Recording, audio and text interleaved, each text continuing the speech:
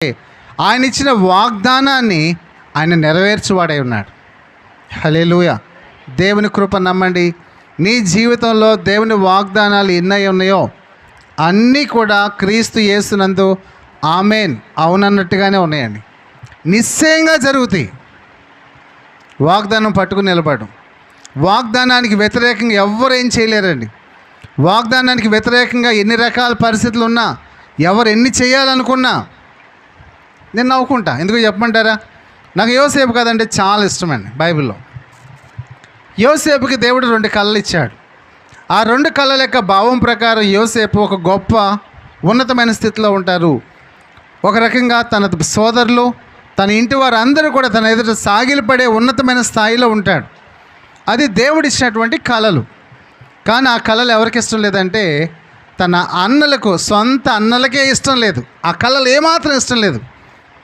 అయితే అతని మీద అసూయ పడుతున్నారు, కసుపుసలాడుతున్నారు, ద్వేషిస్తున్నారు, సమాధానంగా ఉంటలా, మాట్లాడుతలా. ఎందుకంటే కేవలం దేవుడిచ్చిన కళ్ళ బట్టి.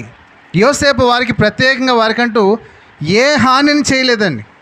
ఏదైనా ఒక హాని చేశాడంటే ఒకటి చేస్తుంటాడు. ఏదంటే అన్నలు ఏమైనా తప్పు పని చేయటం ఆలస్యం, చెడు పని చేయటం ఆలస్యం, ఆ సమాచారాన్ని వెంటనే తీసుకెళ్ళిపోయి డాడీ చెప్పేసేవాడు. ఈ రోజున పిల్లలంతా మ్యాచ్ ఫిక్సింగ్ టైప్. ఇంట్లో ఇద్దరు ఉన్నారంటే ఇద్దరు తోడు దొంగలు. తెలిసినా చెప్పరు, దాచుకుంటారు, కాపలా కాస్తారు. సరే తమ్ముడు ప్లీజ్ ప్లీజ్ ప్లీజ్ చెప్పొద్దు, సరేనా? సరే అయితే సర్లే చెప్పలే. కొంతకాలం అయిన తర్వాత ఈడెక్కడో దొరుకుతాడు మళ్ళీ. అప్పుడు అంటాడు, నా గురించి కూడా నువ్వు చెప్పొద్దు, నీ గురించి నేను చెప్పలేదు కదా, నువ్వు అందుకే నా గురించి చెప్పకూడదు. అంతా మ్యాచ్ ఫిక్సింగ్ అండి. ఇలాంటి అక్కా చెల్లెళ్ళు, అన్నదమ్ములు, అక్క చెల్లెళ్ళు ఇంట్లో చాలామంది ఈ రోజున ఈ తరంలో అలాంటి జనరేషన్ ఉంది. దైవభక్తి కలిగిన వారు, దేవుడంటే భయపడేటువంటి వారు ఆ పిల్లల్లో ఏం చేస్తారంటే ఏ చెడు జరిగినా జరిగినట్టుగా తల్లిదండ్రులకు చెప్తారని, ఏది దాచిపెట్టరు. నాకు తెలిసి దేవుడు యోసేపుతో ఉండడానికి గల ప్రధానమైన కారణం ఏంటంటే యోసేపు చెడు చేసేవాడు కాదు, చేసేవాళ్ళతో ఏకీభవించే తోడు దొంగలు మాత్రం కాదండి. తోటి దొంగ కాదు. ఏం చేసేవాడంటే వాళ్ళని సరిచేయడం కోసం వెళ్ళి చెప్పేవాడు అంతే. అది దేవుడికి నచ్చింది, దేవుడు అతను ఉన్నతంగా ఉంచుతా అన్నాడు. ఇది అన్నలకు నచ్చలా. ఏది? ఈ కళలు కానీ ఇతను చెప్పే కళలన్నీ కూడా హైఫైగా ఉన్నాయి, మనందరిలో కల్లా ఉన్నతంగా ఉంటాడంట వీడు అని అనుకుంటున్నారు. ఏమనంటే అరే వీడిని చంపి గోతులో పడేస్తే వీడి కళ్ళు ఏమవుతాయో చూద్దామంటారు. వారు అన్న మాట ఏంటి తెలుసండి? వారు ఎవరికి వ్యతిరేకంగా మాట్లాడుతున్నారంటే యోసేపు కాదండి, దేవుడిచ్చినటువంటి కళలకు, దేవుని యొక్క ఉద్దేశానికి, దేవుడు చేయాలనుకున్నటువంటి ఆ యొక్క ఉన్నతమైన కార్యానికి వ్యతిరేకంగా వారు నిలబడాలనుకుంటున్నారు.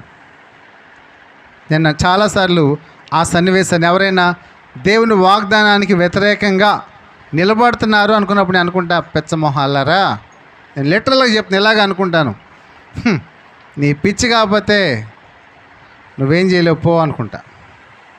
ఇదే నేను అనుకునేది. ఎందుకంటే దేవుడు వాగ్దానం చేశాడు, దేవుడు ఒక ఆలోచన కలిగి ఉన్నాడు, ఆ ఆలోచనలో నన్ను హెచ్చించాలనుకుంటున్నాడు. దేవుడు తన ఆలోచనలో నిన్ను హెచ్చించాలనుకుంటున్నాడు. నిన్ను హెచ్చించకుండా నీ యొక్క అభివృద్ధికి ఆటంకంగా నిలబడగలిగిన వారు ఎవ్వరూ లేరండి.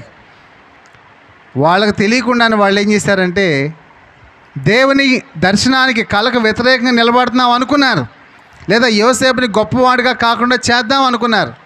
కానీ వాళ్ళకి తెలియకుండా ఏం చేశారంటే కొట్టి గోతులో పడేసి వదిలేద్దాం అనుకున్నారు. కానీ ఆఖరిలో ఒకరిని దేవుడు ప్రేరేపించి, ఎందుకు వీడిని ఇలా వదిలేయటం, అమ్మేస్తే బెటర్ కదా అంటే అమ్మేశారు. అక్కడ చచ్చిపోతుంది అన్న క్షణంలో దేవుడు ఒక వ్యక్తిని వాడుకుని ఒక్క మాట ద్వారా మళ్ళీ అతను వేరే దేశాన్ని పంపించి మోడు బారిపోయి ఎండిపోతున్నటువంటి, చనిపోయేటువంటి దానికి, కొన ఊపిడుతున్న దానికి దేవుడు మరలా ప్రాణం పోసి తన యొక్క ఉద్దేశాన్ని దేవుడు నెరవేర్చుకోవడం మొదలుపెట్టాడండి. అర్థం చేసుకోండి, దేవుడు నీ ఎడల ఒక ఉన్నతమైన ఉద్దేశాన్ని కలిగి దాని విషయమై దేవుడు నీకు వాగ్దానం చేస్తే, దానికి వ్యతిరేకంగా ఎవరు ఎన్ని చేసినా చేయాలనుకున్నా అవన్నీ కూడా మేలు కలుగుటకై సమస్తమును సమకూడి జరిగించును. హల్లెలూయా, ఆమేన్. నేను రూఢిగా నమ్ముతానండి. నా తండ్రిలో నేను చూసింది అది.